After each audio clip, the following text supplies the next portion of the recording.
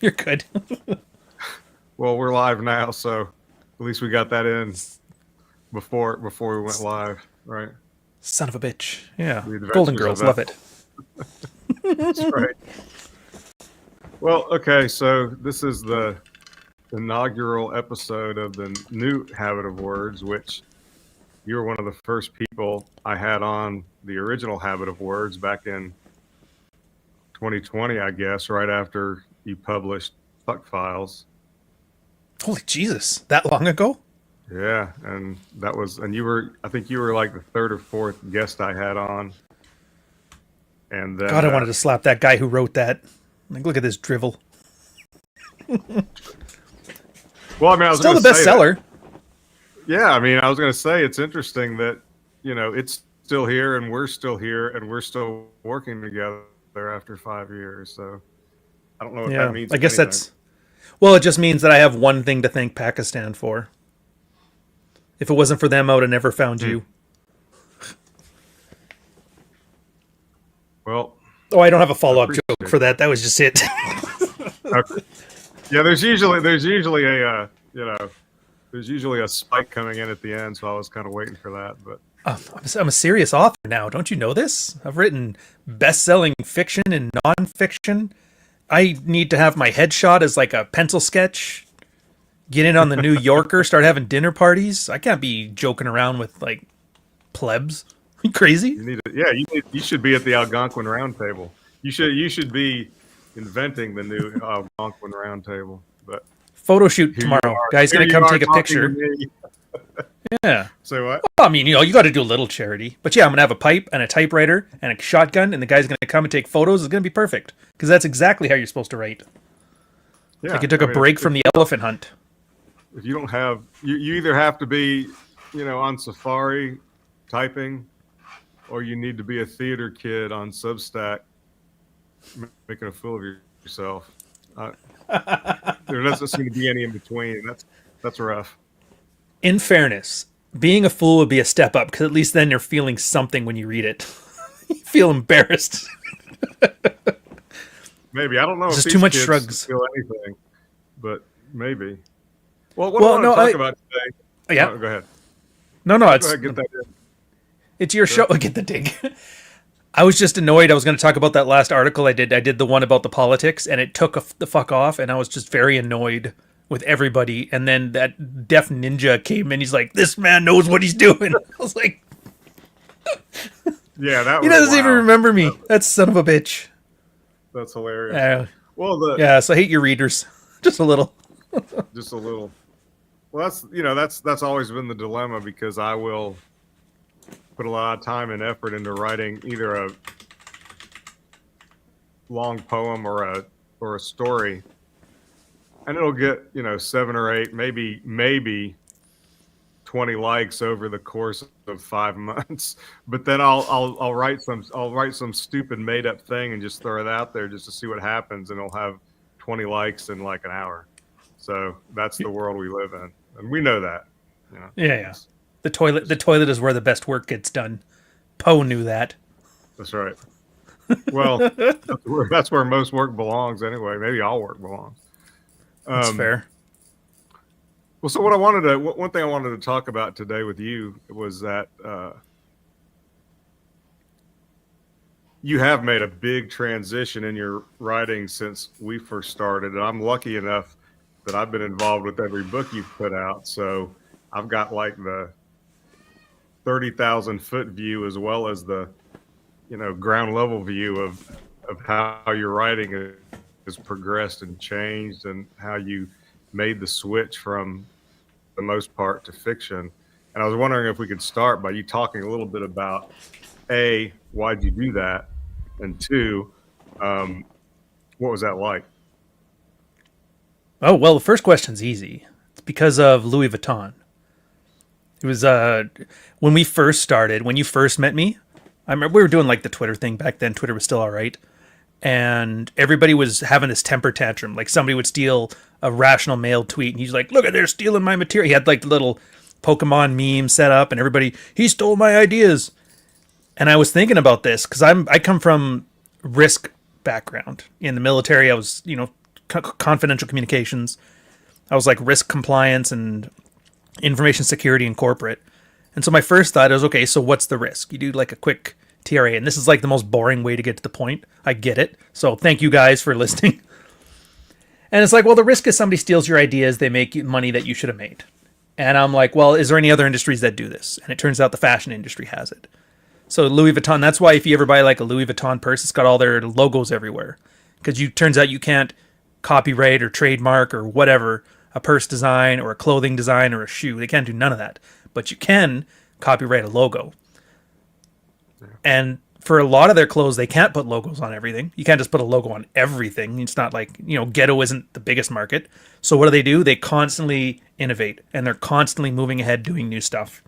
And that's the way they beat out guys like Zara, who can copy and clone a style of theirs within 3 weeks. And so I'm like, well, that seems like a pretty decent strategy, so let's just do that. And then that was, for the Red Pill thing, that was absolutely it. Most guys would have just written fuck files. That would have been their big merch, like a semi-memoir auto-fiction mixed with self-help stuff. Jordan Peterson was big that latched onto that. And I'm like, no, think what's the next thing on there? And then the next thing on there was like, what are the big things that 10 years in that little internet space came up with? And then Frame, it was going to be Dread, but then it turned out to be too big, so it split into 2 books. And then I finished those. And then I finished the field reports. And then I realized that by the time that was all done, I'm like, there's nothing else to say. And so at this point, it's just a matter of time before everybody else catches up. So what do I got to do now? And I'm like, well, what would the next step be? And that's when I thought, well, this stuff is like pretty compelling characterization. So why not go that route? And God knows, they make it easy for me. We've got catchy, pithy catchphrases for everything. Promise Keeper and hypergamy and, laminate, like all that shit. And I'm like, well, just make those into characters. Everybody complains right now. And at the time, the big thing was like, men don't read books.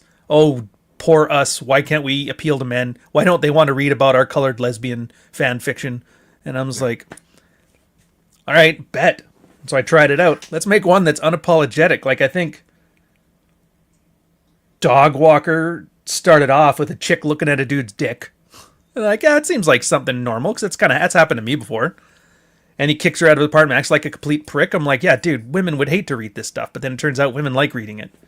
Yeah. Because what's the other one? Where's Boyfriend Ever? He's doing the same thing, too. He's like basically writing great porn based on his own life. And the chicks are like, this is great. Can I be in the next one? And so it turns out, I'm like, okay, so this idea of just constantly staying ahead of the rabble pushed into there.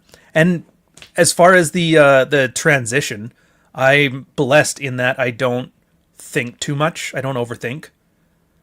Because, I mean, it's like you're a cobbler. You got to make shoes. You got to know how to put a heel together. You got to do this. And so for stories, it was just, I kind of know how to tell a story. I bought a couple books on, I think I got Stanley Fish's How to Read a Sentence and How to Write One, which helped me with sentence construction.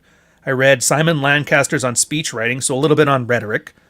And then the John Trudy's Anatomy of Genre. And then I talk to you a little bit, and then I take, the 80s movie knowledge that I've got because I was raised on a satellite dish. And then I just broke it down into its component parts and looked up. All right, I need a character. All right, I need an arc. I need a plot. I need a setting. And you just work from there. Well, and then beyond that, I'd like that. Yeah, just don't be too poor. And like you have your MFA, or what do they call it? Is that an MFA is what they call it? The Masters of Writing or whatever?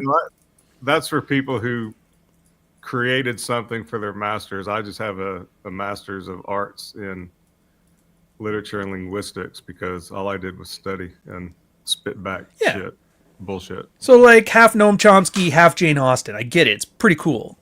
And then I'm like, okay, so I've already got you as an editor. Why don't I pay you to also like show me what parts I'm being tarted on? And that was it. It's just really that. You just look at individual problems to solve. And that's what I've learned about book writing when the switch over to fiction happened, which I should have done sooner, is that it is a series of problems. 60,000 words of problems, and then every solution you come up with, you just keep toying with it until it works.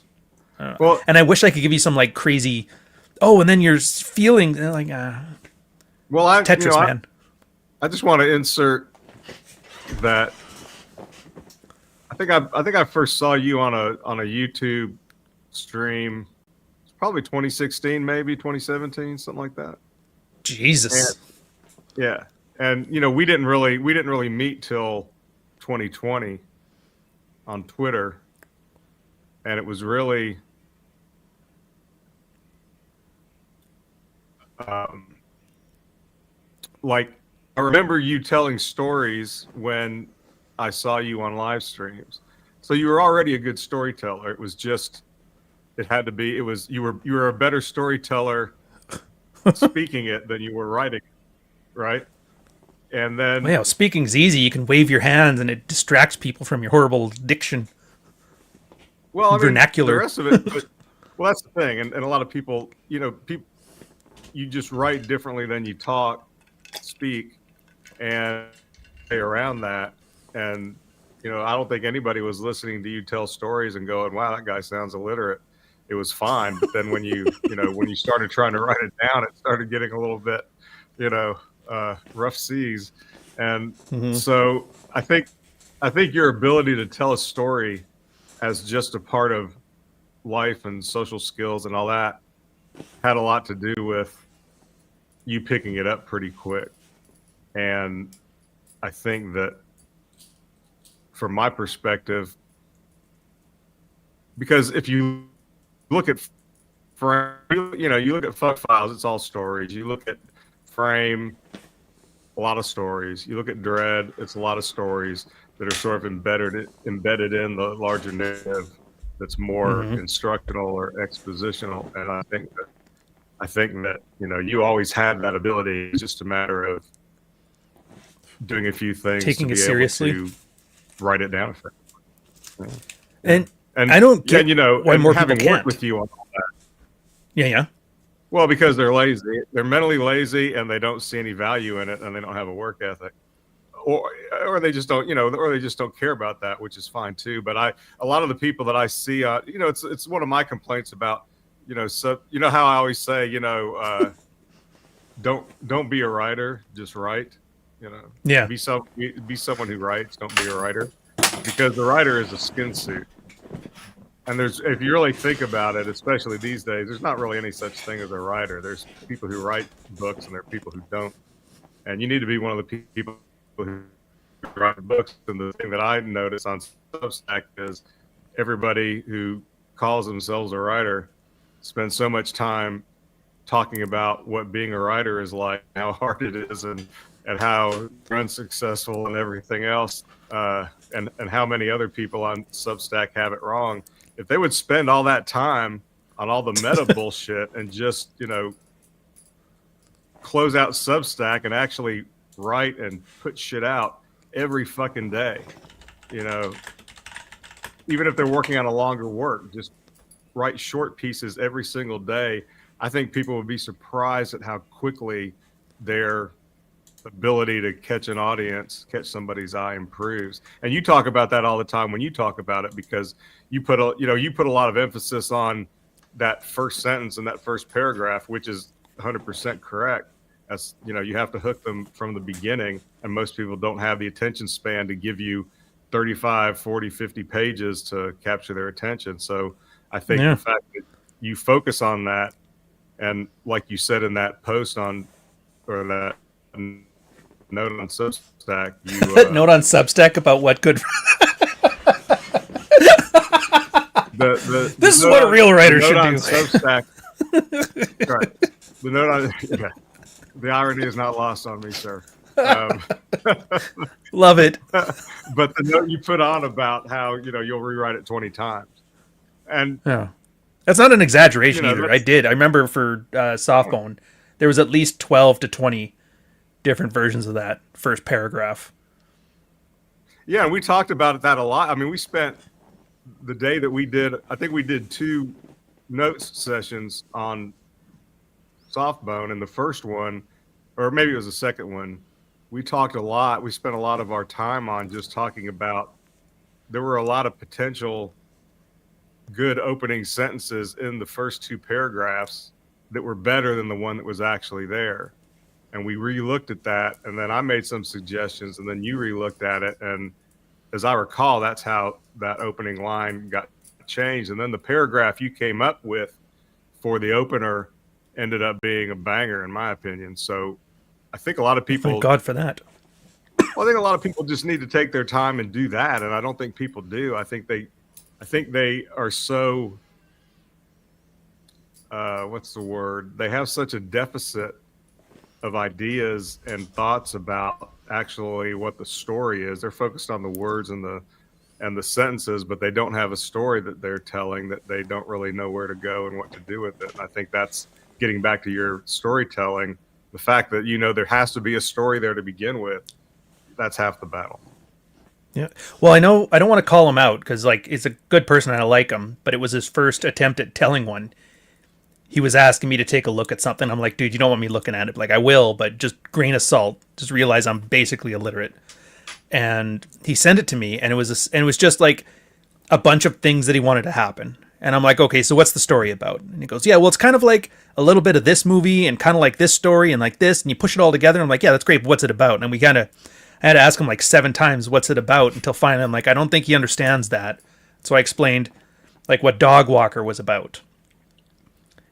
And usually you have to sum it up in, I can't remember what they call it. Trudy called it something like the anchor or the moral message. But if you can narrow down your entire book as one sentence. So like, Yeah. Dog Walker is about a guy who promises his mom he'll never turn into his dad, turning into his dad and learning to overcome that. I could probably wordsmith that to be more succinct, but that's essentially it. Softbone, same thing. A guy who's cucked, downtrodden, beaten down by his wife, learns to be free from all of that, and then like learns the consequences of that. So it's like basically a story on freedom. Right. And I think a lot of people just think, no, it's cyberpunk. So you got to have lasers, you got to have cyborgs, and you got to have ramen in the rain with some neon lights. And it's like, no, those are just all symbols. But yeah, like, because you were talking about lazy and incurious, which I can't understand. If you want to write, why do you not want to write? You know what I mean? Right. Like, yeah, I want to be a writer. I'm writing a book. Okay, well, why don't you care enough to do it properly? Or even, like, look into what it does proper? And it's so easy to dismiss and say, oh, it's just they're intellectually lazy. And just maybe that is the right answer. But for me, it just drives me nuts. This reminds me of the ship. You'd be sailing. And I was, like, I never really liked being in the Navy. But I hated being that fucking guy, you know? You ever been that guy? He skates all the time. Yeah. Smoke breaks 20 times a day, doesn't get shit done. Kisses ass, goes golfing with the boss, gets promoted ahead of you. There was a guy who got picked up with a child corn, got promoted ahead of me. Do you know how much that hurts? I was a perfect, never late, 100% top student, all this stuff.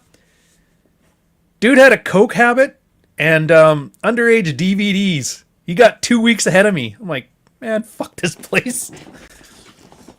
But whatever. I mean, I can look myself in the eye, look back on it, I was like, you know what? I'm at least happy with my performance, right? There's nothing I can look back and be ashamed on. I kind of take I don't take the CP part of it, but I take the work ethic part of it into the writing. Because I just, a lot of it too, man, I just see what other people do that fuck up. And then I'm like, just don't do that. Will Jordan. Do you know who this guy? His name's Critical Drinker on YouTube. I didn't know he was an author. He's always online. He's got like 1 million subscribers, whatever, and he makes fun of like Disney, Star Wars, and stuff like that. He's like the Siskel and Ebert for millennials, but he's drunken and he's from Scotland. You know, clever. Anyways, he wrote a bunch of like spy thrillers, and I got really annoyed because I'm like, this guy every day talks about what's wrong with movies and what's wrong with stories, and then I thought, oh, he's going to write his own story. It's probably pretty good, and it's not. It's like you were saying. It was just, what was the word you used? Derivative? When you first started talking about bad work that you were reading? Yeah, I'm so old. As soon as I say it, I forget it. Oh, fair enough. But that's what got me. I'm like, so he's sitting here and he's talking the talk, but then it was his time to do his story, and he goes making the same mistakes. And I'm like, that terrifies me. And so now, because of fucking Critical Drinker, I've got a huge case of imposter syndrome where I have like a huge... And don't ever admit that I told this to anybody because I'll fucking deny it. But like a huge insecurity that I have that same set of blinders on. And that's why every time if you ever give me a compliment, I get mad at you. I know. Well, you notice that and it's just you much everyone. Look now, and I can already hear like a Hemingway in the back of my head telling me to shut up, stop being a bitch. which is fine. But I mean, Well, how are we gonna compete against the AI apocalypse slop if we can't even put together a decent story? You know, well, the fact that you can be on the think, toilet I and mean, write about a samurai cutting off man buns and it's the greatest writing of 2025. What are we doing here? You know what I mean? I fully deny writing samurai on the toilet. I'm not saying I didn't. I'm denying it. Well, the thing is that I think it goes one level deeper than what you just said or mentioned, because, and this is not a slam at anybody because I don't blame them either. But nobody reads, nobody read in school, and so nobody knows what a good book really is anyway. They don't know. Yeah. And so you can have people that are just banging shit out on the toilet, and it's not, it breaks every rule in the book and everything else, but you're writing for a lot of people that don't know what a good read is. So to them, it's good enough. And But something you always say, it's you don't have to good be good, you enough. have to be good enough, right? Yeah, Or better you're than better good. Good than enough. good enough. Yeah. In Which is fairness, one in of my 2007, favorite, his favorite sayings is the one that's like, that's in-depthfully lazy. yeah. But even then, like 2007, nobody knew what the fuck to do with an iPhone. Didn't stop it from selling a billion other things. Yeah, but So I was iPhone just, and again, it's brand like, new it's all a then. series of problems, right? Somebody doesn't know how to read. Novels have been Like, around for hundreds of years. iPhone just came out, 20 years ago. So yeah. people should know what what a good story is, but they never And the read one. automobile's been out for a Everybody, century. Sorry, what were you saying?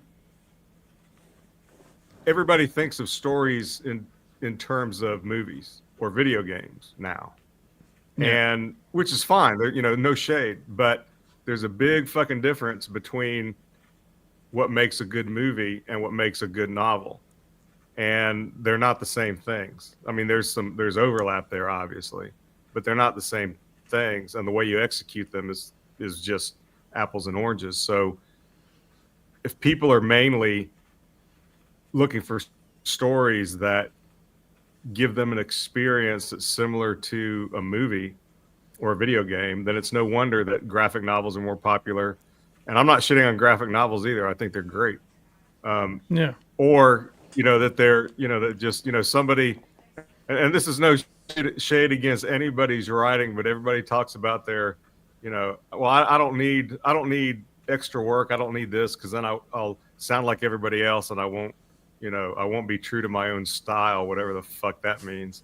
And Be yourself. because the people who say that, yeah, the people who say that don't even know what they're really saying. Because if you ask them, they'll be like, oh well, I just, I don't care about punctuation or something like that, which has nothing to do with what style is. But I digress. Yeah. But I think It's comedy, comedy blather, man. Communist blather.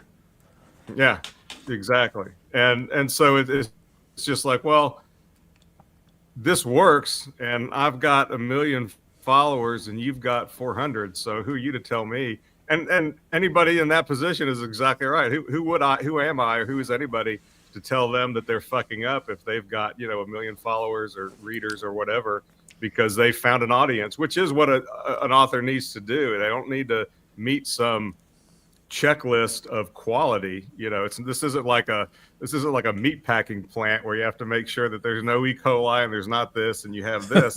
It's just a matter of plugging in and finding an audience, and then basically continuing to write for that audience.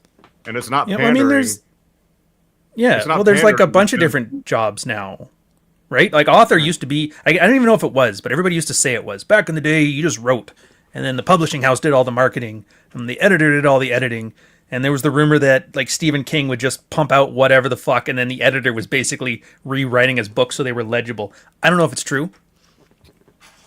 But that's the thing. There's like multiple jobs now, and one of the job is to build an audience. And somebody could be really good at building an audience, but they may have neglected to build a quality book.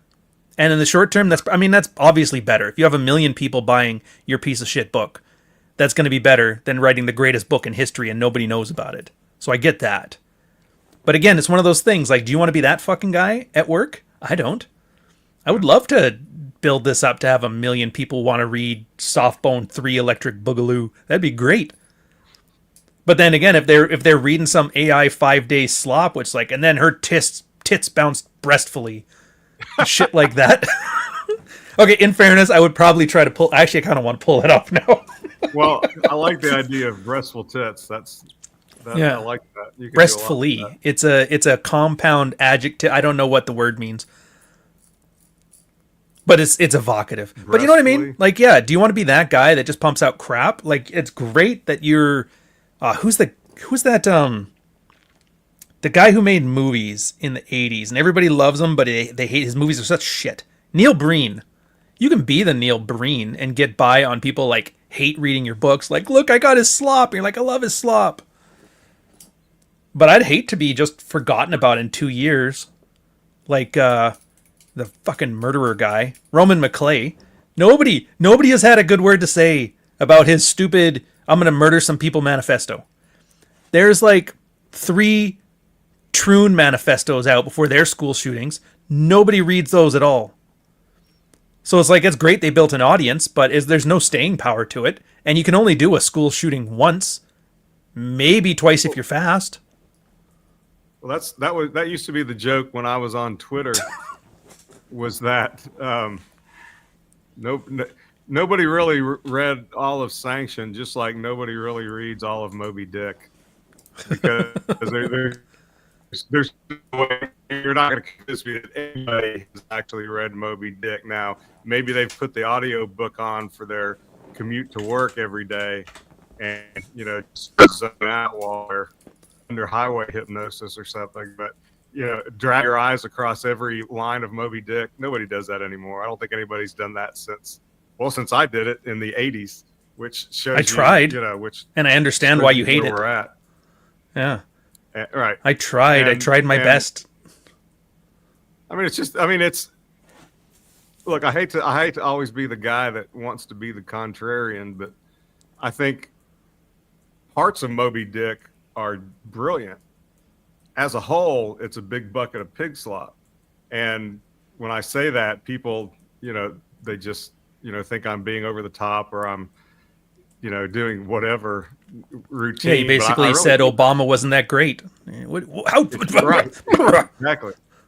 If you actually read it objectively, it's like a bunch of crap.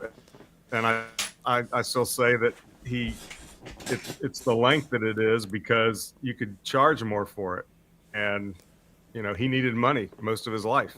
So, he's like, hey, and the advantage to back then is almost nobody was a writer. Now everybody's one, but back then almost nobody was, and it was all gate kept. So they could build rock stars off of hype in magazines and periodicals and stuff. And so you had rock star writers like, Hemingway. It probably peaked with Hemingway and maybe some guys in the 60s and 70s. So, but you can't do that really anymore. I mean, there are some, and Stephen King, I guess, Dean Koontz, all those. If any of them are still alive, because I don't know. Yeah. Well, even then, that's like a long time ago. I was reading this thing. This guy did as like a breakdown of why you don't have author rock stars anymore. I think it was Saunderson. He's like, that's arguably the last like popular rock star writer we've had. And he goes, he's at his best sells about 10% as well as Stephen King did. Right. So they're right. It's balkanized as shit. And it's never been harder because I think you even told me this. I'm not like, if I write a book, I'm not competing against my genre. Like, this isn't going up against Gibson. This is going up against TikTok or like Crying Kids or YouTube. Right. And so you'd think with that competition being harder than ever, that it would encourage better books. Like, they have to be better. But then again, we have this whole Amazon self-publishing ecosystem, which makes it's never been easier to make the worst slop ever. So it's like these two forces are in conflict. And it turns out when you have effort versus slop just crushes the shit out of it. It's like the Germans in World War II. They built a tank that could take out 4 American tanks, but you guys kept rolling out 5. That's right. That's right. Well, I mean, that's a very good point, I think, and I think that the thing, like I said, the thing now is you can't really build a rock star writer, and the guy who's writing, the guy who's, and I give a lot of credit to the guys who um, don't seem to be coming from any kind of literary background because the way they write, either they're so in command of it all that they know exactly what they're doing, or they're just doing the best that they can and they're killing it because again they're finding an audience and they're writing for that audience and they keep doing it and it keeps growing. You just can't fault somebody for that. They're it's like you always talk. It was like your note the other day about you complain about AI, but at least AI finishes when it starts. I love that. That was hilarious because that gets back to my point about everybody else complaining about the state of their work in progress, and it's just because they're spending so much time on Substack talking about their work in progress. They're not really getting any work done on their work in progress. Yeah, and dude, I regret. So like, I was embarrassed enough telling people I did content in the Manosphere, but I'm kind of almost embarrassed about telling people I'm an author now, because it's like telling people you're in the military. For some reason, everybody like, oh, I'm in the military, and they like, oh, just so you know, I had a cleft foot, but, and I'm like, I have to hear everybody's story about how they were this close to joining, and I'm like, I don't care. What are you trying? What kind of stolen? Like, it's not even stolen valor. It's kind of like, yeah, I could have done her if I'd have made an effort. I was gonna be an author. I've got a setting in my fantasy story. It's great. I've just figured out the tax system, the tax brackets for elves, and I was like, it was more so just like, how you doing? Fine, I'm an author. How are you? I could have banged 9s and 10s, bro, but I had to cut the grass. It's like, meanwhile, and dude, my favorite new writer is Worst Boyfriend Ever for that, because he has like no pretense. He and Delicious Tacos remind me of Marilyn Manson and Alice Cooper. I don't know if you're familiar with those. The I don't know what kind of rock you're into, but I remember how Alice Cooper, he'd always have his like, it's not Kiss, but it's his own little clown makeup, and but then he'd wipe it off and he'd do like these eloquent interviews, like, I can outdo Frank Zappa, blah blah blah. And then Marilyn Manson went on there and he kept all of his shit on. He's like, the thing I hate about Alice Cooper is he jumps out of character in these interviews. It's like, fuck you, man. I was like, oh, it's some taking a stab at Alice Cooper, ballsy. And it just reminds me of that, because Delicious Tacos, he was writing in the pussy. He wrote about all kinds of borderline sexual assault type stuff. But then you talk to him and he's like, yeah, I'm going to go bird watching and shit like that. Worst Boyfriends Ever is like, I'm in a van, I'm in Maine. Who wants a grape train? Then he'd send things, and the girl's like, yeah, I was looking forward to this grape train you were talking about. Can I take a selfie in your van? I was like, fucking well done, man. Yeah, I mean, it's funny, and I rarely comment on anything like that, and I especially don't do it online anymore, because it's like that Bill Burr joke,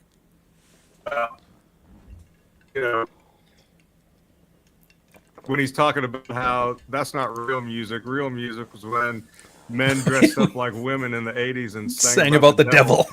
And, and then he's like, but maybe I'm just an old guy. I'm that guy who's out of touch. I'm the guy who, I'm the old guy who in the 70s would be complaining about, blacks and whites marrying each other. And now we've tamped that down a pretty good bit. So now I'm just complaining about how, music is made by computers and everybody smokes a vape and all this stuff is ruining society. And he's like, but, I'm an old, and he said, I realize I'm just an old guy now. So, my opinion doesn't really matter anymore. And I kind of feel that way too, because on a cultural level, I don't care about anything, honestly. I mean, I'm such an anarchist, not only in terms of my politics, but also in terms of my just general attitude toward almost everything, that I don't like anything anymore. And it's just, so I read the same old poets and the same old books, unless somebody recommends something to me or something catches my eye. And I'm just like, hey, this is not my game anymore. I had my at bat, and now it's time for the millennials get to, you know, wrap up their innings soon, and it's the Zoomers' turn to take over, and then after them, it's whatever comes after that. And every generation thought the next generation sucked, but we also have, we don't have to walk around with mules in order to buy some wheat anymore. We can just, there's advantages. The mules drive it themselves. Everybody's gonna, there was a time, everybody's decrying crypto, and I'm not a crypto bro, so I'm not gonna go into all that. But there was a time and they say crypto money sucks, but these paper bills is what we need. Well, there was a time where when we were moving from actual gold and silver to paper money, everybody was saying, "Oh, this is the end of the world." So there's a time that everything that is old school and good now for the old timers, there was a time where that was the new thing that was going to bring down civilization and end the West as we know it. And everything Still changes, trucking. but it never happened. So that's Well, that's what kind of. Well, that's what gave me the confidence. Like, I disagree with your framing of like, I have my time, it's moving on. I just try to see like, there's clearly something about it. It's like a puzzle to solve.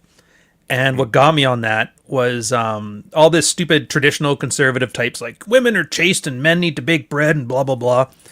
And I remember I had some weird, goofy, like kink feminist that I was like following for a while. And her big shtick was Victorian era sex crap. And I was like, oh, interesting.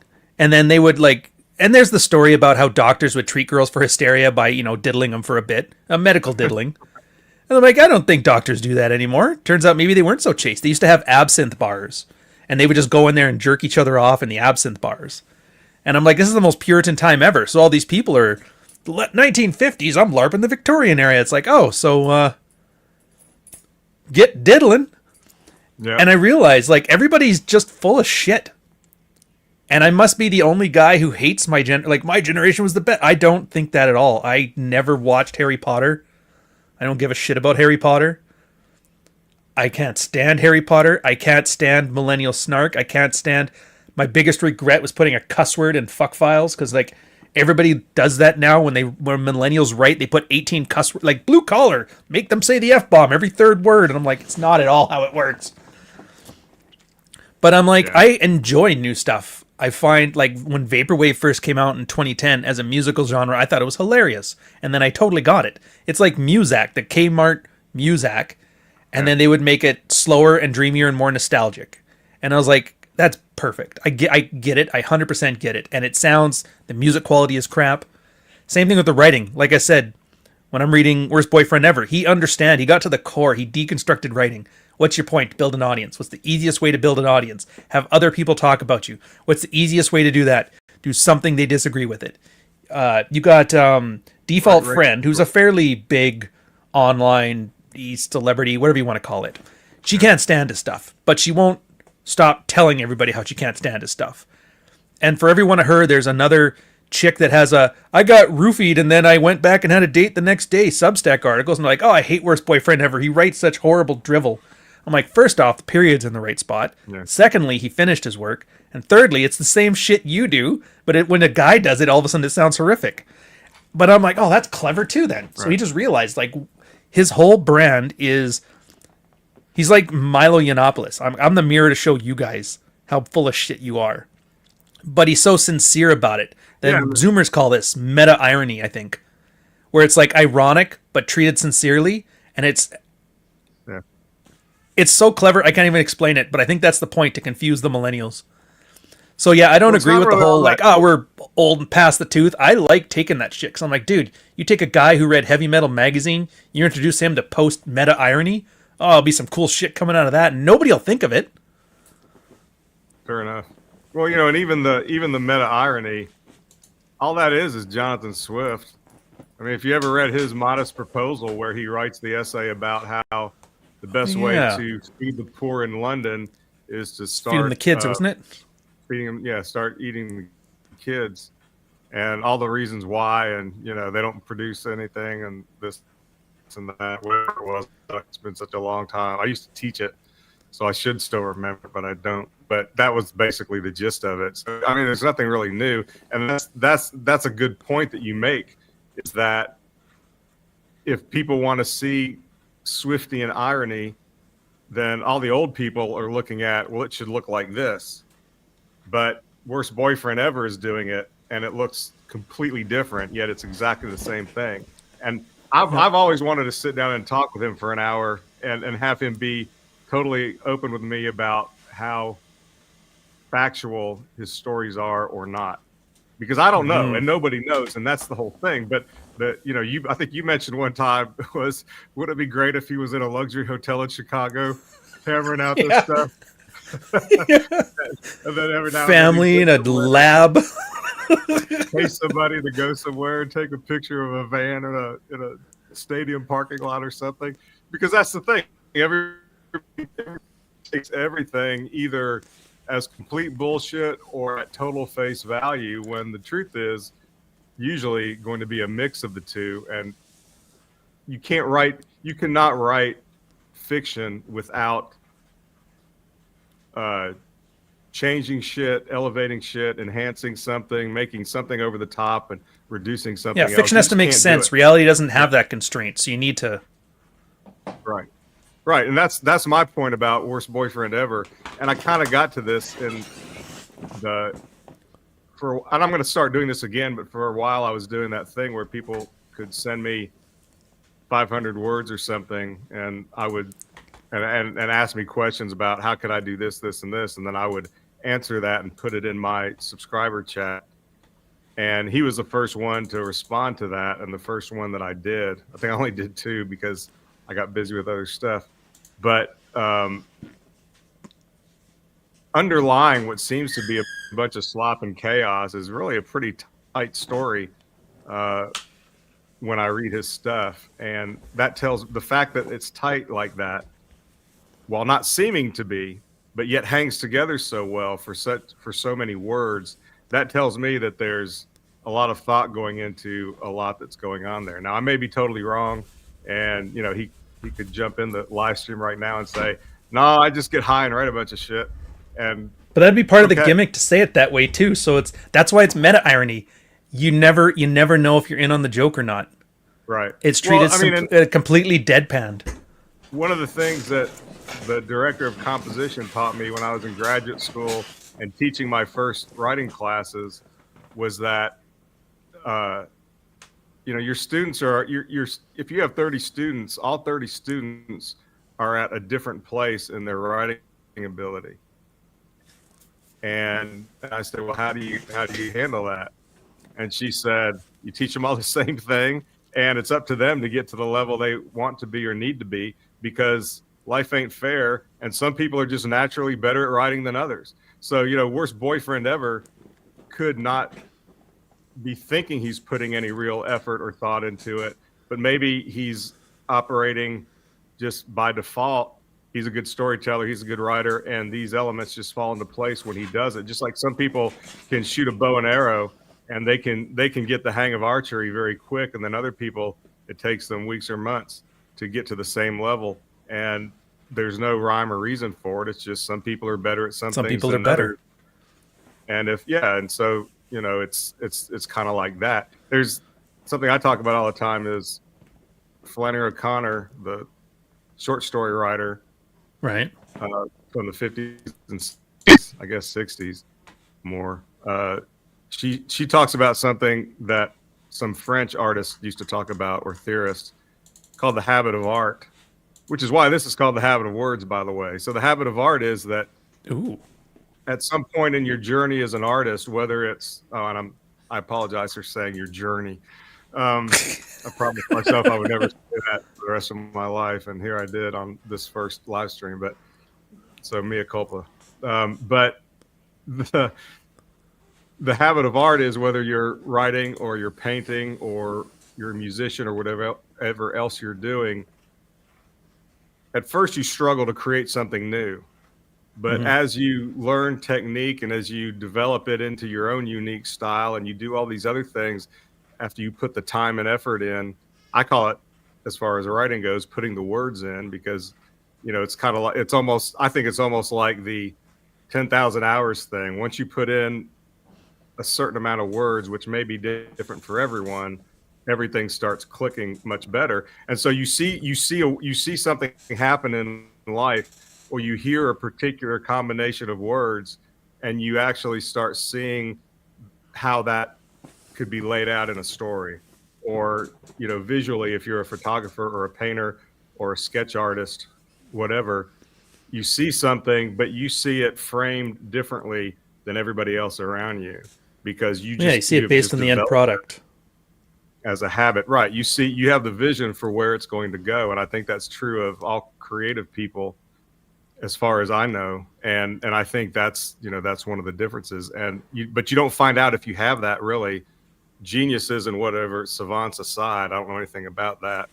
So I'm just a dirty white boy from Alabama. Yeah. Well, I mean, it's not your call either, right? Ultimately, it's the audience's call on if you're a genius or not. Well, and also it's a matter of, once you put something out there, it's really not yours anymore. It belongs to the audience, which is death of the author. It's fucked up, because people even make comments on my shit that I put on Substack all the time, and they're always wrong about it, because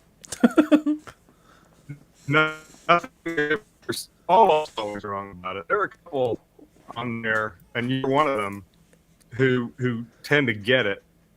Not that I'm trying to make a riddle out of it, but some people are just better at seeing that than others. And so people will make comments about what I really meant by what I said, and they'll argue with me, and I'll be like, no, it's based on this, and this is what it means. And I just put it out there, and they're like, oh no, it doesn't mean what you think it means. And I was like, well, I'm the one who wrote it. Don't I know? And he Dude, said, it's such a Vonnegut moment, man. Do you remember his thing on, what was it, Harrison Bergeron? Yeah. For the audience, I'll tell them a little story on that one. So if you guys don't remember, Harrison Bergeron, that's the story everybody uses when people start doing communist equality bullshit, right? The story was about they always cut everybody down. They basically turned the world into Canadians, where they cut down the tall trees. Everybody has a handicap, so we're all even. And then this guy is so smart, he managed to break through the thing. Everybody's uses that as the example. And then somebody asked Vonnegut, and he's like, what the fuck are you talking about? Apparently for him, it was just picture that guy in high school who's seething that everybody is cooler than him. He's like, I'll get back at them one day. And this is his manifesto, I think was how he put it. And I just laughed, because it was the interpretations weren't even wrong. They're just not even related. It couldn't even be classified as wrong. Well, and then back to the other thing. I loved how you chose Decent Proposal too, because that makes the perfect example. Because Roosh V, he wrote one of those in Decent Proposals. I don't know if you've ever heard of this one. In the same way that the idea was, we're so horrible to the poor, so the way we should solve this is by eating them, and it gets people to kind of think, right? So Roosh did that, but it was, we're going to allow grape on private property. It's legal on private property, in his way of suggesting that women possibly take their safety into their own care.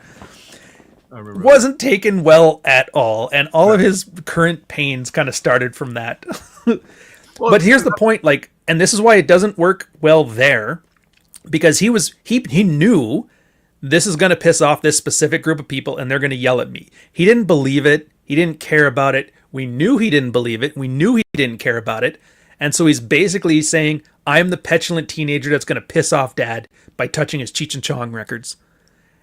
And at the time, it was great, because I hate those people too. It's good to see them mad. But, you get a little space between it. Now you're just okay, slow down on that edge, buddy. But when you see Worst Boyfriend Ever doing his thing, it has the sincerity behind it, because they hate millennial irony. Yeah. And that's why I think it's much better. And this is one of those larger trends I find absolutely fascinating, to see how people change. And it's not just to writing, it's to everything. Millennials wanted to piss off dad. Zoomers just don't give a fuck. But they'll act like they're completely sincere about something, and they're never going to let you know if they are or if it's just an act. Because that's what everybody else acts like around them. You clearly don't give a fuck. You're preaching about, piety at your church, and then afterwards you're sleeping with soccer moms. You clearly don't care about God, so why should I? Right. That's why I figured, if anything, you would be some kind of Zoomer Pied Piper, because don't give a fuck, dude. You were raised. I was raised in this. You're like Bane and Batman. I was born with this. But with the exception of one or two odd exceptions of Zoomers that I know fairly well, who I mostly get them and they mostly get me. There's still, the way we communicate is very different as a rule, unless there are some other factors involved that, I think have to do with common interests and other stuff like that. But I think the difference is that, a Gen Xer like me, especially an old school one, we grew up, and it wasn't even that, it was sort of like, oh, mom and dad, they're just so busy, so we just need to do our own thing, and our parents were fine with that. And then that went through, and then the next generation, and then us as parents were helicoptering our kids and doing all this other shit. And so now the new ones that come along, they're either neglected like we were, or they're helicoptered to the point where they're basically zombies who don't know how to move in the world at all because they've never had to do anything independently and just figure it the fuck out. So that's a big, and I think that translates. That's how I feel when I write stuff, because I write stuff in such an old school way. If you compare my fiction to, say, Worst Boyfriend Ever, and it's not just Zoomers, it's Gen Xers and other people who just love that now. And I get the feeling that when Zoomers read my shit, they're just, it's like trying to read something in Sanskrit for them.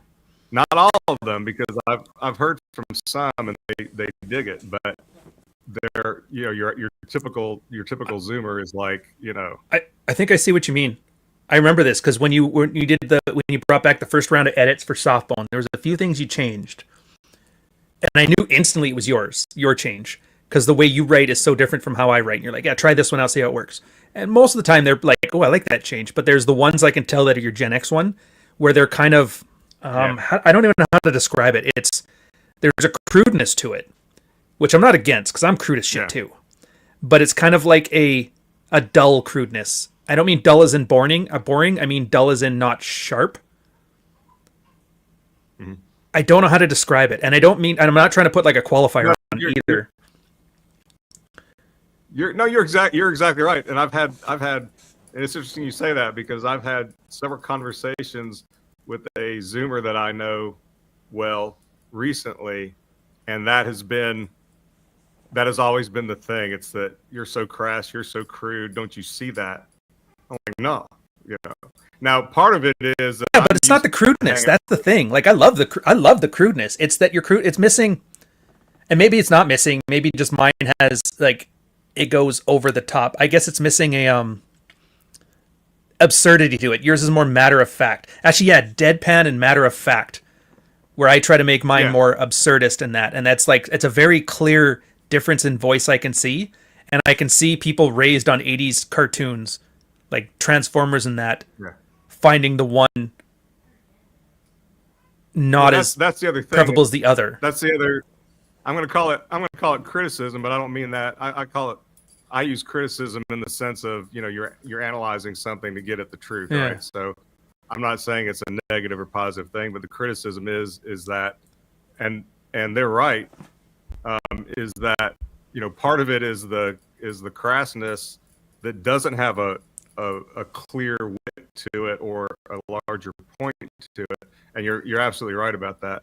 The second part is, which you also kind of got at, is that the deadpan part of it often, I think, it kills the humor, especially when I write it. Now, when I'm talking to somebody, they get it because there's a smirk or something behind it. Tone of voice, exactly. All the nuanced stuff that is really one of the things that is a hallmark of communication, right? It's interpersonal. You're facing somebody, but it's a much different. It comes across much differently in text, and so it's difficult to. I think it's difficult from one generation to another to get that kind of deadpan, aloof irony that I'm going for, which is usually pretty harsh. Yeah. But it's not meant to be harsh. It's meant to be a joke. Well, the harshness is the matter of factness about it. You know? Yeah. It's like, yeah, of course you're a dipshit. Why would I have to? Well, my whole point of pride is that I want to be misunderstood in that sense, because the way I see it is, if you could come across so aloof and serious that it's hard for somebody to see the joke, that's the joke. Yeah. Right? That's what I mean. That's why I'm saying you're king of the Zoomers. Because they'll do the same thing, but the difference is you're like a grizzled old man, so it's kind of expected. But for them, they're like a 23-year-old with like soft hands, never washed dishes in their life, talking the same way as you. And so it has that like, is he really like that, or trying to be like that? And I don't mean it as a good thing or a bad thing. Like, I know it's like difference in voices, which I found interesting. Like, here for the audience, if you guys have read Softbone, the part of chapter 2 where she jabs the needle in his ass in the subway train, that's a Nick line. And I remember I thought about that one for a while, because I'm like, it worked and it solved the problem, but there was something like, I don't know if it was, he asked her if this was gonna hurt, and she answered the question by jamming a needle in his ass, which it worked, and it didn't bother me, but it's not my voice. But I'm not jealous that you came up with a line that worked better. But there's a difference there. And I guess I see what you mean by critical, but not like critiquing. I want to be able to understand. Yeah, I want to be able to understand what the difference is in there versus a different way that I would write it, where my way doesn't work, but yours does. Although my instinct is not to do it that way. I don't know how else to describe. This must sound like we're tiptoeing around each other like a family at Christmas that doesn't want to argue about the Democrats. Yeah, you probably do, but that's really not it, because you and I don't pull punches with each other. And the interesting thing would be, just imagine, like, even though I would be the biggest nothing burger in this group, let's say that you as a millennial, me as a Gen Xer, and worst boyfriend ever as a Zoomer, all took the exact same writing assignment. Dude, that would be fun. Wrote our piece with all the and being given all the exact same elements and what the outcome is supposed to be, but not giving any instructions or requirements about how to get there. It would be interesting to have those compared side by side and see what the clear differences were, if any, that jumped out sort of linguistically. I would add a Chat GPT story into that one too. And that's a great idea. And it would be fun. That was one of my favorites. It was one of my favorites, by the way, when we did that. Did you read that one? The AI Cavalcade short story contest? Yeah. Where I had me going against AI writing a goofy story. That thing was such shit too, he wrote. I'm like, this is nothing.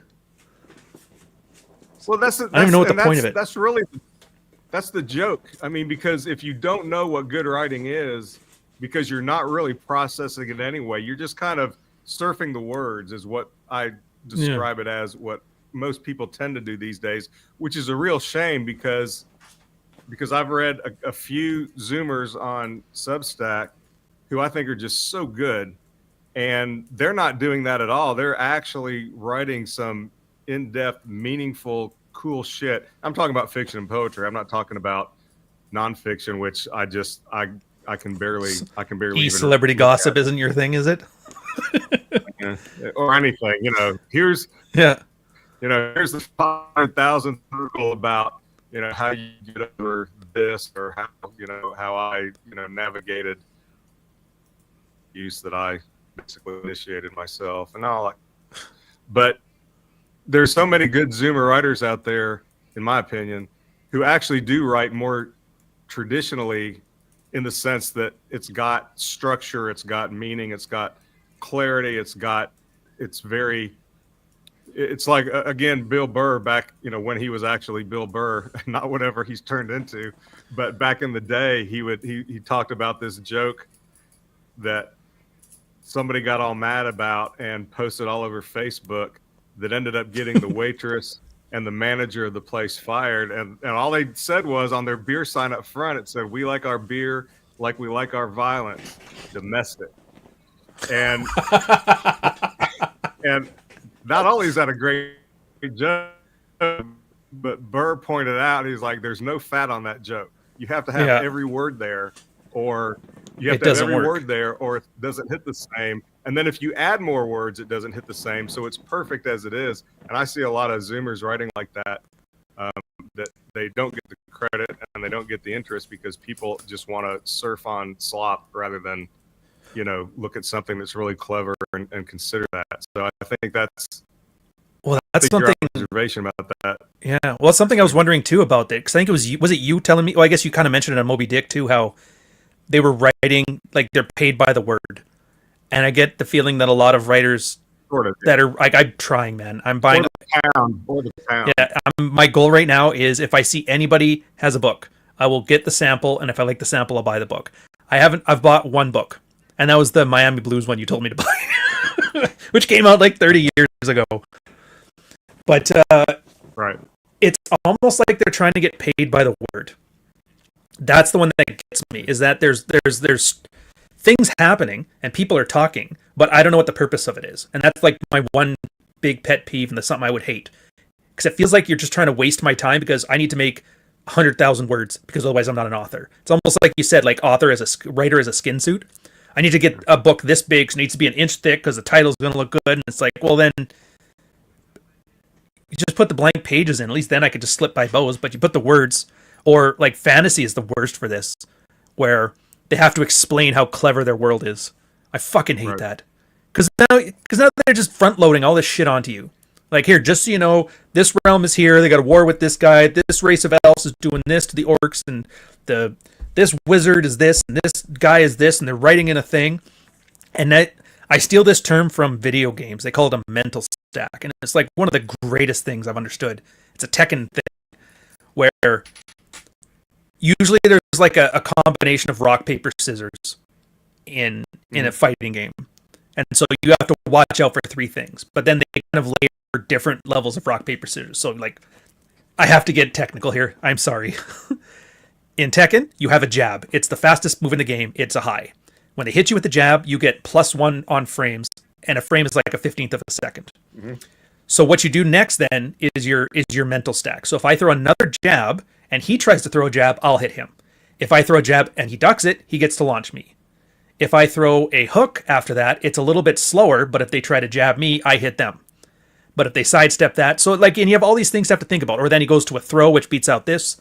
And the more of these things you have to consider, the bigger your mental stack. And it gets to the point that if somebody is really good at overloading your mental stack, that they can do just basic bitch stuff, and you're not looking for it because you're thinking about the 50 other things. And this is like how I've seen, especially fantasy. Fantasy is the worst for this, fantasy writing. So now I have the economic system of the Kingdom of Gondor in my head. I have the 18 feuds of Golath, and I'm not even reading the book. Like, I've noticed that where I'm like, I get through the page, I'm like, what the fuck did I just read? So I have to go back and read it again, and I realize, like, I'm cramming for a test that never comes. They're telling you, you need to, because writing is action. So if I'm writing it down and if I'm reading something you wrote down, that means you must think it's important enough that I need to know it at this particular time.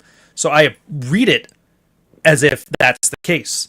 But then it doesn't come into play, or at the very least doesn't come into play for such a long time that by the time I get there, I've either missed out on all the stuff in the middle or I've forgotten the stuff at the beginning I was supposed to remember. And it kills me because I'm like, is that a quality thing? But then I'm like, no, a lot of people, because I've seen it on YouTube, they have people doing these tutorials on how to build your perfect fantasy world. And they all think they're doing that because then when they make the movie script on it, they have to know about this. And I'm like, it's all ego. I'm really smart. I wrote a really smart book. You should see how smart this is. And I'm like, I can't because I'm too busy focusing on your notes. I think the term I use for it is like, I'm not reading a book. I'm reading somebody explaining a book to me. And I'm noticing that's exactly right. And I talk to a lot of people like, Well, because I'm like, I gotta sell books, right? So I'm talking about how great mine is, the best thing ever. Dude, Hemingway wishes he was me. Fuck Kurt Vonnegut, whatever. And they're like, yeah, I used to love reading fiction. I just don't read it anymore. And I kind of tell them the same thing. It's like, dude, I'm the same way. And I'm telling you, there's nothing wrong with you. It's just modern reading likes to waste your time. And that's not just reading. That's everything. Well, Movies do it. Games do it. Everybody's padding everything lately, and I don't know why, because we're not paying by the word, we're not paying by the minute, we're not paying by whatever, but everybody has decided that the amount of attention of yours that I can fucking suck from you and blow back in your face after the money shot is done, the better my product or service is. I'm fucking over it. if they're even thinking about it that hard. I mean, that brings up what my last formal question was going to be for you. But before I do that, I'm just going to comment on what you just said, which was, one of the hallmarks of a good storyteller, in addition to not saying every 5 words. I've been trying to shake that since I discovered I was doing it 5 years ago, and I've still been woefully unsuccessful. The only way I can shake that is if I stay drunk, and that doesn't work for me. But the hallmark of a great storyteller is selective detail, relevant detail, the detail that you need to keep the story going, not the detail you need to build a whole architecture of a world that you haven't even had anybody exist in yet. And it's better to reveal those things for the most part. I mean, a little bit is necessary. It's better to reveal those things as the story unfolds. And that's one of the things that I look for in a good piece of fiction. Are you stacking like blocks of narrative on top of small blocks of dialogue, and then more blocks of narrative, and then a little bit of action, and then more blocks of narrative? Because what a lot of people are doing essentially is they're just writing an essay with a little bit of character and dialogue in it, and that's it. They're not really telling a story. And telling a good story means exposition, anticipation, conflict, climax, all that kind of stuff that actually has some sort of dramatic element to it, as opposed to just being, he went here, then he went here. It's a big long thing of process. Yeah, PowerPoint analysis. list of actions taken. Right. Yeah. And I think the way you mentioned about it being somebody, what did you say? Somebody telling a story. Well, yeah, I'm not reading a story, or I'm not reading a book, or I'm not reading a story. Somebody is. Oh fuck! I forgot how I put it now. Damn it! And it was really clever too. Oh yeah, I'm not reading a book. I'm reading somebody explaining a book to me. Right. Yeah, that's it. Yeah. Well, this final formal question I had was, and I asked this. I've always asked this to everybody. I'm ready. When we talk about fiction and stuff. What is the value in fiction as opposed to just reading the 500th essay about why society is failing and how we should fix it? Because the criticism, particularly in men's spaces, not as much in women's spaces, but in men's spaces, the criticism is, tell me what I need to do to fix this, or tell me what I need to do to accomplish whatever it is, whether it's, an 8-pack or 9% body fat, or, drinking water every day, whatever it might be. What is the value? The thing I hear, I've actually seen men post online is, I don't have time to waste with fiction and art and shit like that. I've got to get shit done. So I have the perfect answer. How would you answer that person? I'm not your fucking dad. I'm not your fucking dad. I'm not your fucking preacher. I'm not the university instructor. Ultimately, I think, and it's what gets me is this is the same. That's like this fictional guy we made up that we're about to just beat the shit out of. He will spend thousands of hours understanding the entirety of the 1,000-year Roman project. He will know everything there is to know about World War II. He can understand the Napoleonic War and base designs. He has a full understanding of history, and then refuses to accept that humans are evolved to understand the world through stories. Right. Every guy who's like, just tell me what to do. What you're asking, ultimately, whether you know it or not, you're asking somebody to be the authority, be my fucking dad, and tell me what to do. Which, first off, the only people that are going to be okay with that are goddamn demagogues looking for sycophants. God knows the last thing we need is more of that shit. Coney 2012, Andrew Tate, fuck that. I barely had the dad I had. I don't want a new one. They gave me two. Both of them were subpar. That's right. But in a story, you don't just get told what to do. You've got to figure it out. And that's the stuff I love the best. Like when you, and I've talked about it the last time we talked to, that short, happy life of Francis Macomb, the Hemingway one. That was when I realized the problem wasn't me with stories. And it was the same thing. It was just a story about a guy. It was essentially the same story as Softbone. A guy with a henpecked wife treats him like shit, cucks him, and he gets his balls back. Of course, she shoots him at the end. But he didn't tell me that. I had to figure that out. And that's the part of it that made it engaging. And I'm going to use another video game reference, which I know you love when I equate literature to video games, but Red Dead Redemption 2. I used to love Red Dead Redemption 1. It's like a cowboys GTA with cowboys. Yeah, you go ride horses in the thing, you go through Arizona. It's so much fun. Red Dead 2, I bought it. The first 45 minutes was a cutscene. Just a movie playing, and it had on the bottom, it just flashed, press A for the movie to go faster. And I remember I was holding it down, and I was like, I got to see something. I checked. It was like 34 minutes of this game that I just bought, that I'm just sitting here holding a button with my dick in my hand. I took it back. I'm like, and it goes, what's wrong with the game? It's not the right game. Oh, we don't usually do returns. I'm like, I'll take store credit. I don't care. It's not the right game.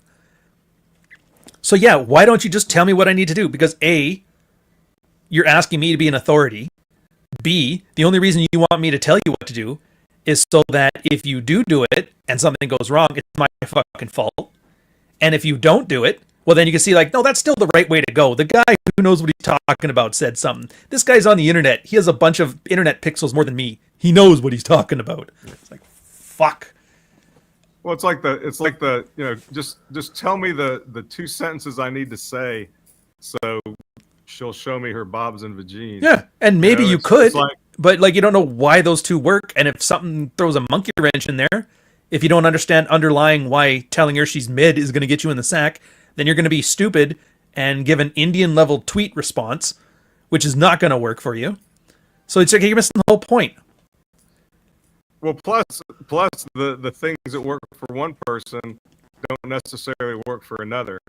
Yeah. And it's not really about, I talk about this all the time. I was telling somebody this the other night. It's that there's all these guys who think that the words themselves are somehow magic if you say them at the right time and you're wearing the right shirt and you've got the right haircut. And it doesn't work like that. It's like you still have to be. Well, I would say no in my experience, but whatever. You're the expert here. I'm just the interviewer. Look, all I'm saying is with Hawaiian shirts, you have two looks you can pull off. You can be the disgruntled CIA asset, or you can be Adam Sandler filming a movie with David Spade again. That's all I'm saying. Happy Gilmore too. Yeah, I fucking hate that. Now I forgot. Oh yeah, so the thing about it is at the end of the day, what we do is we really think in terms of stories, even when we think we're looking at hard science or whatever else, especially with the guys on the internet. It's always, there's always that implication, that implied warlord. They see themselves as the warlord, or they see they see themselves as Genghis Khan, and they don't realize there was only one guy gets to be Genghis Khan. And if you're fantasizing about being Genghis Khan, maybe it's you, but it probably isn't, because Genghis Khan is too busy being Genghis Khan to fantasize about being Genghis Khan. And it ends up being like that. And I would piggyback on what you said. I think great is a point about we're evolved to solve problems through stories and to think in stories. That's really what we're doing at a deep level. And I see guys, especially online, doing that all the time. It's I'm the warlord, I'm the king, I'm the patriarch, I'm this and I'm that, and you're really not, but you need to think you are, because that's story right there role for you in the story. Yeah. Heck, even scientific papers, they start with the abstract. And what's the abstract? He's telling you the story of the paper. This is what I'm trying to do. Exactly. I'm going to take all these fancy math numbers and things and try to figure out a way to keep my funding going. Then at the end, you read through all his numbers and that, and then at the end they give you a summary. What's the summary? They retold the abstract. And then what happens when the scientific paper's finished? They give it to some PR person who puts it out in some news edit. The science communicators, they call them. Your Bill Nyes, your who's the other guy? Who's the black one? Neil deGrasse Tyson. And what do? They don't know science. They're not objective. They're telling a story. So even our non-stories are stories. It's just how we learn things. And it's like you were saying, nobody knows how to read. Nobody was taught how to read. Nobody even thinks about how to read.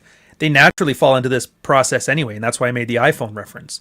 If I've done my job writing a book well enough, which God knows if I've released it, chances are at least I think I do, then I'm able to take you through the process without you knowing the process. It just comes naturally. And that was like the best compliment I've ever gotten for Softbone is like I picked it up and put it down in 5 hours. As in they finished it, not as in they were done with it. Right. I'm like, that's good. Or I think it was you on Dog Walker where like you had to go to bed, but you didn't want to put it down. Like a little shit like that. Yeah, it just means A, I'm not wasting somebody's time, and B, they kind of understand the continuity of the story and they don't want to be taken away from it. Because then when you come back, there's a piece that's missing. So like we get it. We're retarded, but we get it. Old. Yeah. Yeah. And so I haven't given up on people yet. Well, and the other challenge I have, but I hear that happens when you hit your 50s. You just say like, everybody's complaining about, oh, what did you do to fix things? And I'm like, well, I'll tell you what, when you're 50, you tell me what you did to fix things and if it worked or not. Because you hit that point where it's like, there's a bunch of bullshit. I'm just going to get away and have fun. Yeah, but that's the same as like, but he started it. I didn't leave it there. I didn't say you left it there. I said, pick it the fuck up. Well, it's all just children arguing with dad again. No matter what, you always end up as their dad because you're the guy with more followers on a fucking platform. Well, in terms of why reading, why should people read? The tough part of that question for me is that if we had YouTube and music recorders back in the caveman days, would anybody have bothered to write anything? And the answer is probably no, because we were an oral tradition. We were an oral society before we were a written one. And the written had to do with being able to communicate and to preserve. Well, writing was built for accounting. Other people. The oldest writing we have are those cuneiform tablets basically saying your copper was shit. Don't ever send me this again. Here's how much grain you have for the next 9 months. That's exactly right. And it grew out from there, which is interesting because it almost lends itself to the idea that the whole purpose, and this gets back to Melville and Henry James and everybody else, I think, wrote big, thick books because they weighed more, and if it weighed more, you could charge more for it.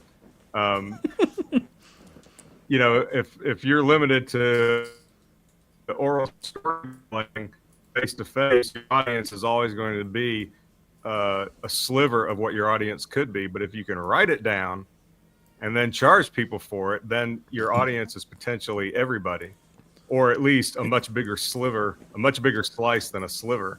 And I think there's probably something to that, but I'm too lazy and dumb to explore it. But I think it's probably better you don't anyway. Genghis Khan never explored what made pillaging. He was just like, hey, turns out if I just rape 1/10 of the population, I can have all the genes. Or like to a point, I agree. Too much navel gazing is bad. I like doing my little bit of navel gazing, but I always keep in the back of my head, like there is a line that once you cross it, there's no going back, and you become one of those guys that I'm so gifted I can describe the world while it passes me by. I'm so smart, and everybody's like, "Fuck off." Look how like smart that meme about the guy at the party. If they only knew. Yeah, that's right. Well, the thing is that one thing I started doing because I didn't want to be that guy who was constantly polishing, his greatest work ever. Because until you put it out there, it's the greatest thing you ever wrote. Once you put it out there and 5 people like it and everybody else says meh, then that's the reality for you. And that means that no matter how good you think it is, unless you're the only audience or the only reader that you want, you've got shit to do. So what I started Yeah. doing with Substack is I just decided, all right, so I'm going to write and post something either as a post or a note every single day this year, which except for when I was sick for a little while, I have been doing.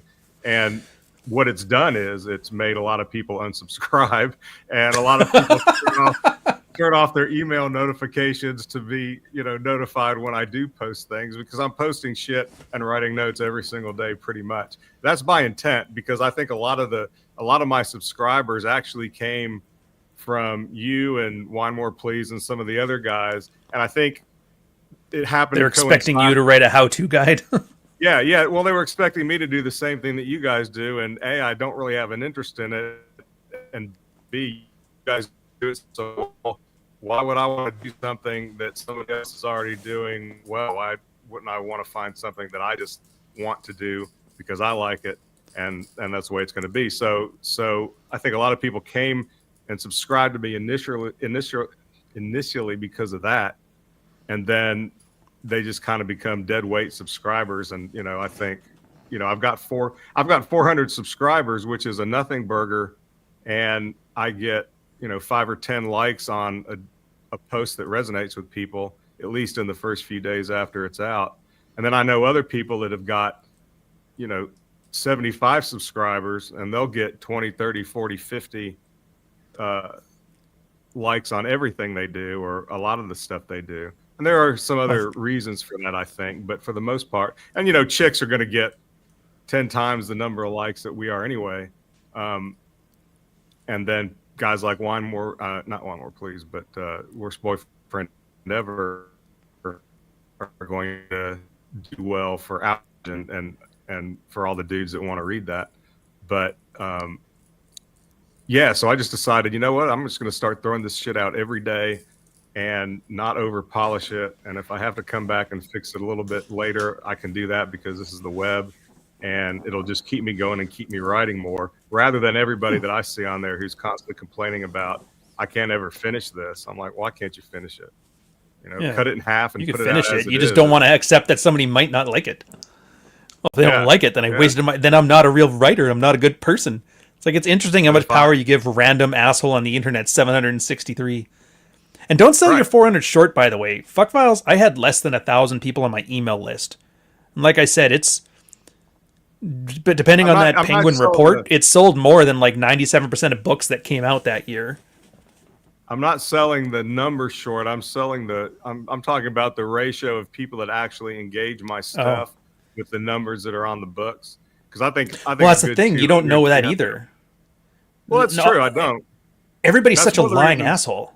That's one of the reasons why I've started throwing stuff out there every day, because Substack was originally created, I think, to be a newsletter site, and nobody wants more than one newsletter a week from some person. But I don't do newsletters.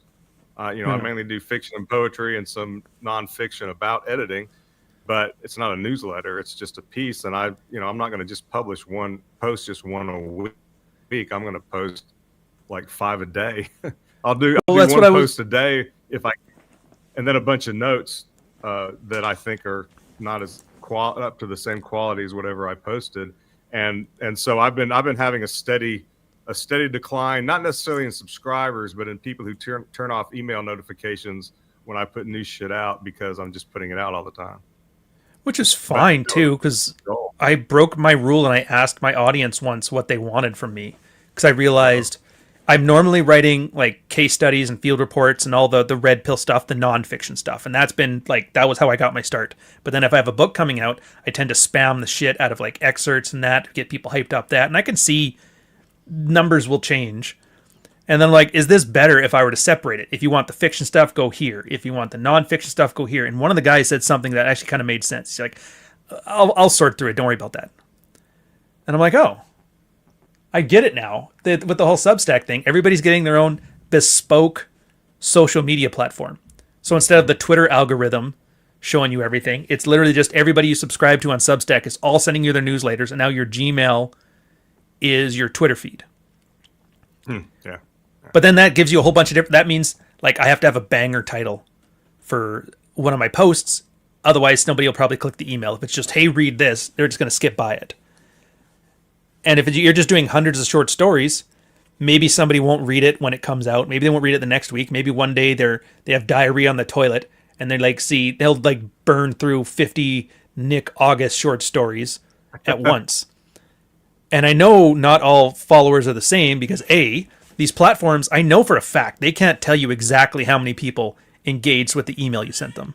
They sometimes do tracking pixels, but I know some email processors don't look at tracking pixels, so don't check those. And I also know they fucking lie.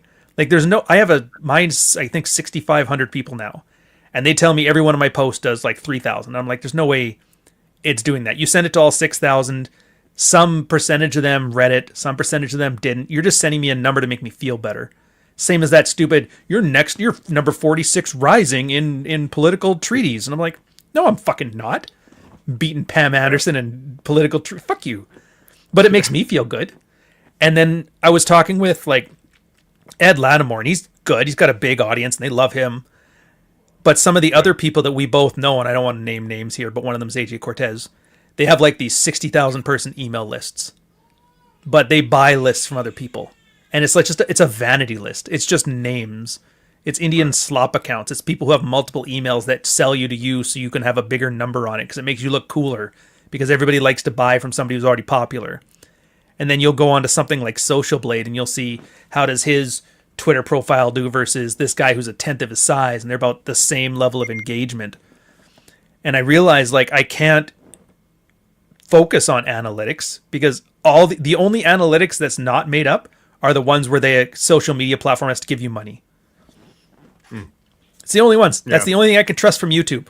Is my revenue going up or going down? I can't trust views. I can't trust watch time. I can't trust nothing. Twitter, I'm almost convinced now with the Twitter payouts, it doesn't matter if you post fucking million subscriber bangers all day. It's just how many people have the blue check mark and paid $8 a month to be on here? Well, we're going to take everybody he follows and split their revenue, like split his revenue amongst them equally, minus our cut. So it's really just, just show up. Well, yeah. So then when it comes to email lists, like I don't even worry about this stuff anymore because I'm like, you can't. And I think that's why I like your approach with like, I'm just going to do whatever. The people that like it are going to engage with it, and the people that aren't. And it's not a time, like I'm not forcing somebody to spend hours a day cleaning up their inbox for my Substack articles, right? For them, it's just, done. So you're not asking a huge time investment from them. So it's not off-putting. Data is free. And it also helps you build good hooks. Like for your stories, I don't know. I haven't read a lot of the ones lately, like your daily ones. Apologies, I haven't been able to keep up myself. But I bet you anything, if I just grow through your list, I can tell you which ones I will want to click just based on looking at the title. Yeah. And then you'll know that because you'll see it reflected in likes. Because most people just, as soon as you click something, you just click like it because you're like, yeah, whatever. And then you'll start seeing a judge of like, oh, well, that's a bit of a data point there. The people that read things like this one, the people who read things like this one. I find this stuff interesting, but you just can't trust what everybody else is telling you. Right. Well, what I ended up deciding to do was shifting my perspective from, Substack.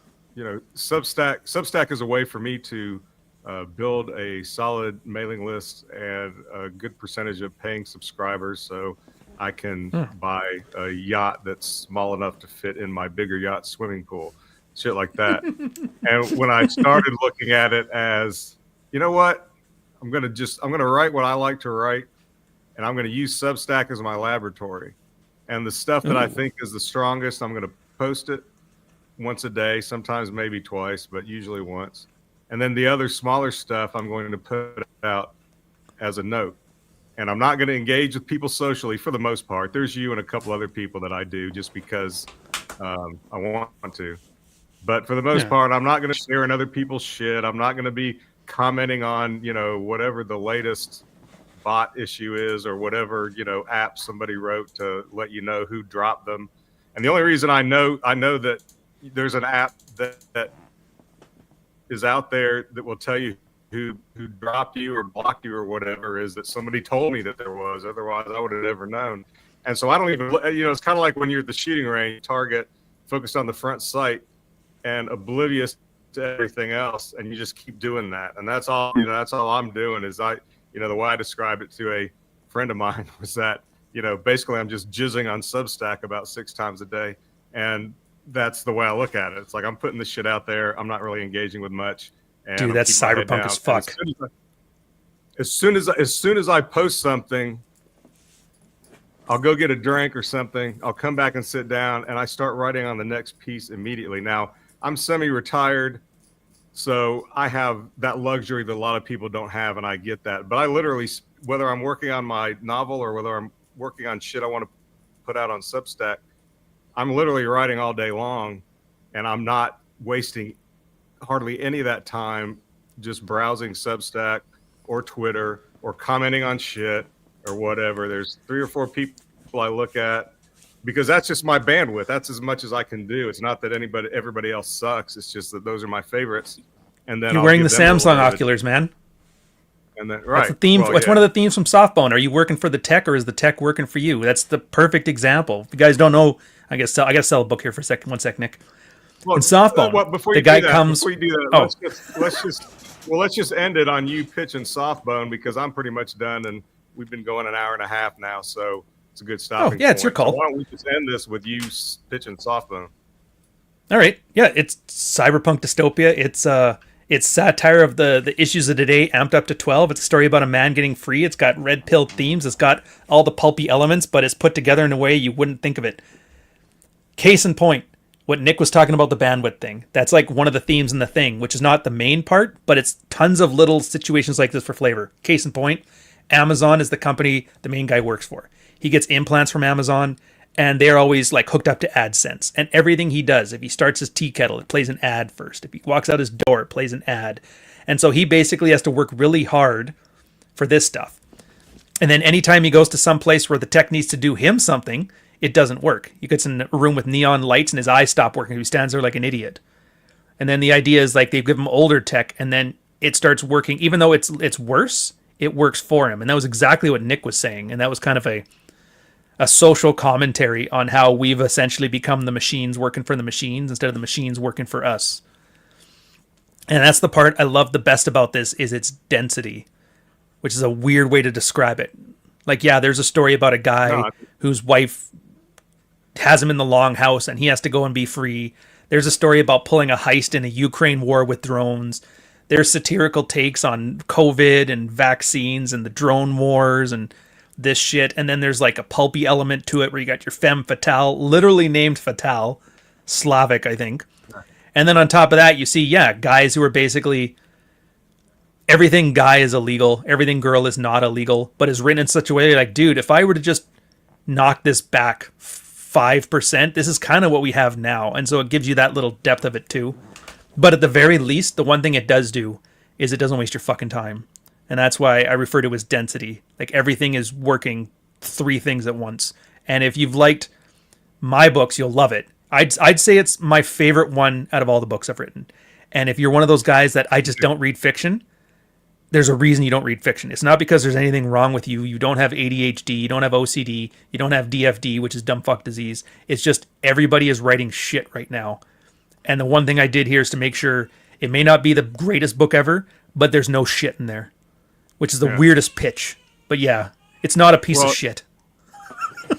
That, I think my favorite thing you say is you may not like my books, but they won't waste your time. And I think, you referred to it as density. I think that's apt.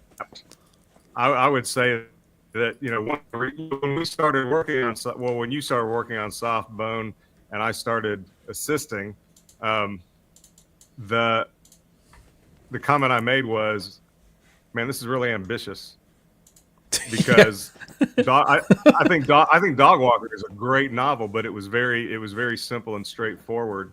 Whereas Softbone has so many things going on at so many different levels, and there's so much context and commentary in there, like you were saying, and it's not only so dense, but it's got several different themes and stories all kind of woven together and done very well, I thought, especially for the first time doing something like that.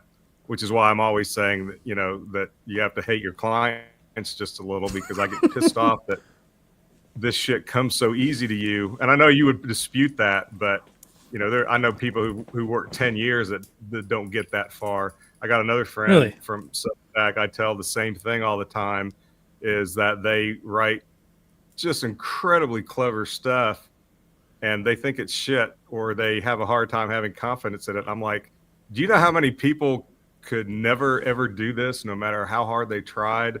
And a lot of people who are good writers who couldn't do this, and you just do it and you think it's shit because it's basically, so easy to you, because it's just, you have a talent for that, for whatever reason. And so that happens with a lot of people. So that's why I hate you just a little bit, even though you're one of my favorite people ever. I still have to hate you for that, because there's stuff that I would like to be able to do that. And I think there are other things I do well, but then I'll see you do something, or I'll see that other person do something. I'm like, God damn it, fuck. I wouldn't even ever think to do that way. And that kind of pisses me off, but Thank you. I'm just a dirty white boy from Alabama. Dude, I'm Canadian, Alabama. It's fine. You got coming up, or your YouTube channels or anything? Well, there's always Rian. That one is just me playing in the storytelling area.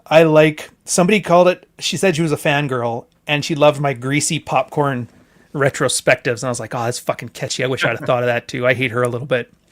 But it's that. Like, everybody always talks about how they love Commando or Die Hard and that, but they don't articulate why, or they love hate watching things that are objectively, like, it's cheaply executed, but it's not badly executed. So then they hate watch this stuff. I'm like, no, there's no hate watching involved. It's good. And then I kind of just explain why things are good. The new one I got coming out is Conan the Barbarian. I'm working on that one now. And the one I just did last week, I think I pointed out how Brian Benben is the main character of I Come in Peace. Yeah. Even though Dolph Lundgren's the headliner and the hero. Right. And I always love it because there's like a bunch of people that always argue with me in the things. I'm like, you're allowed to argue. The last one I showed you was a cartoon of a guy with a television for a head and how it makes no sense, and how somehow it's the greatest story that Japan's come up with in 20 years. Right. But yeah, and then I'm starting Softbone 2. I don't know when it'll be done. I don't know what it's about. I've got some notes and I've got some scenes put together. It's missing some heart, but it'll get there. And then I still have the outline for Dog Walker 2, Electric Boogaloo. It's going to be called The Road Trip. It's about a couple taking their first date on a road trip to the southern Baja in Mexico. Nice. And then you've got me into the whole westerns, so I'm thinking about a cyber western. First Families of Cydonia. Yeah. I've kind of got a short story that's gotten the kickoff on that. I think you're definitely the right guy to do something like that. I think the moment you brought it up, I was like, oh fuck yeah, that's definitely you. I think you can pull that off real well. And as far as that'll definitely be, it's definitely going to be the same kind of like tongue in cheek that Softbone has when it comes to the things of the day. That's 3 books from now. I like this point in your projects where you've just gotten like, if the whole project is an hour, you're like 7 minutes into it or something, and there's all these ideas bubbling around, and so we get to so you pull me in and I get to sort of read over the initial stuff, read over the notes, and there's like all these possibilities there, and I'm always like, man, where is he possibly going to go with this? And this is where the hate comes in, because then you come up with like this framework.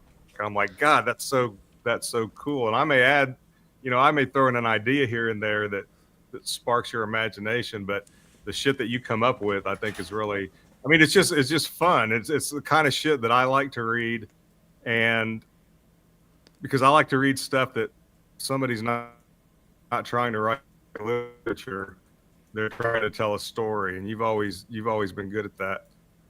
Which is, I think, the note we started on, so we can wrap up with that too. And, I really appreciate you coming on, man. I also appreciate you having me around to edit and work on these projects. Dude, that feeling's mutual, and I can't wait. You're going to be 1 million subscribers, and I get to be the guy that was on there first that you have to explain away. No, you don't understand. I don't really know the guy. I get to be that guy you're explaining to Pierce Morgan. It's perfect. Ryan who? Yeah. What do you think about when Ryan Stone said this? Like, Ryan who?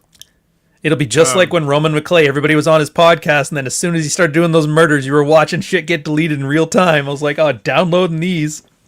I still got a few of those. Not only were they doing that, but they were hyping him up as this guy's going to be studied in schools one day. Our favorite baseball dad is the one who said that. He literally said, because I screenshotted it because I knew that was going to burn. I knew that was going to go bad the moment I saw him do it. So I actually did screenshot that on Twitter, and I was like, brilliant. Someday I'm gonna come back and this is going to be my trump card on that guy, which I had a minor feud with, but I'm letting it go. He's got bigger fish to fry right now in that Lincoln chair with the new wife. So, well, I was going to. Wait, what? New wife? Yeah, he got married. Some people keep sending me his stuff still. He's got like a Fear and Loathing in Las Vegas nook now. He got rid of the beard, dropped some weight. No, I think we're talking about different people. So Oh, you're not talking about Murphy? No. Oh, you're talking about Zach? Yeah. Oh, yeah. He's Zach back too. The one who All these guys are popping up on Substack again. I've been blocking as fast as I can. Yeah, it was Zach. He wanted to debate me on his channel, on his YouTube channel. I said I'll debate you, but not publicly. We can have an argument, but I'm not going to be a spectacle for your clout. Anyway, thanks for coming on, dude. Substack, and I guess we'll be talking soon about the work too. Yep, anytime, man. Next time, I'll be doing this again next week, and next week's guest will be the return of Barry Nishizawa. Has showed up back on Substack and is writing stories again. And if you haven't checked him out, check him out, because he is a super funny writer. The humor and the storytelling are just really great. He nails some things so great. So check out Barry Nishizawa, and he'll be on next week. And if you want to check in for that, just keep an eye on my Substack. So we'll see y'all. Appreciate it. Oh, shit, it's been so long since I've done one of these. I forgot how to. Where's the stop button? Here.